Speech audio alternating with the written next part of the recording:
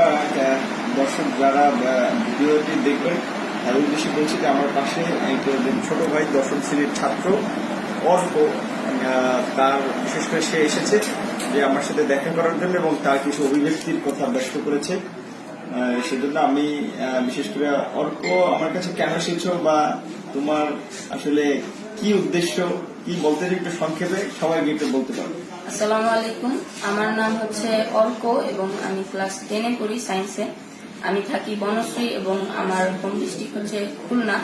তো আমার একটা ছোটবেলা থেকেই স্বপ্ন যে আমি মানুষের জন্য কাজ করব এবং মানুষের উপকার করব। সেক্ষেত্রে আমি অনেক বিশ্লেষণ করে দেখেছি যে বাংলাদেশের প্রধানমন্ত্রী হয়ে আমি মানুষের উপকার খুব ভালোভাবে করতে পারবো এবং মানুষের উপকার করার জন্য যে পদক্ষেপগুলো আমার নিতে হবে সেগুলো আমি অনেকদিন ধরে খুঁজছিলাম, কিন্তু এই উপায়গুলো পাচ্ছিলাম না। তো কিছুদিন আগেই আমাকে একটা টিচার পড়াতে আসলো এবং তার মাধ্যমে আমি নূর ভাইকে চিনলাম এবং ইউটিউবে ফেসবুকে সার্চ দিয়ে তার বিভিন্ন কর্মকাণ্ডগুলো দেখলাম।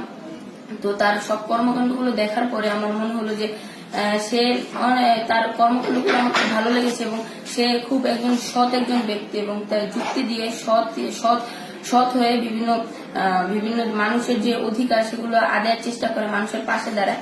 তো সে প্রধানমন্ত্রী হওয়ার জন্য যে যে পদক্ষেপগুলো আমার নেওয়ার প্রয়োজন এবং আমি কি করতে পারি সেগুলো জানার জন্য আমি নূর ভাইয়ের সাথে আজকে দেখা করতে এসেছি। এবং আমি যদি পারতাম তাহলে ছাত্র অধিকার পরিষদের সদস্য হতাম, কিন্তু সেটা এখন আমার সম্ভব না, আরো বড় হতে হবে, আরো পড়াশোনা করতে হবে, সেটাই নূর ভাই বললো।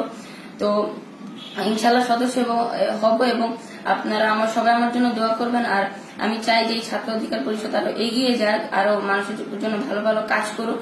আর আমার স্বপ্ন নিয়ে আমি কিভাবে এগিয়ে যেতে পারি এই বিষয় নিয়ে নূর ভাইয়ের সাথে কথা বলছিলাম। তো সে আমাকে বিভিন্ন পরামর্শ দিচ্ছিল।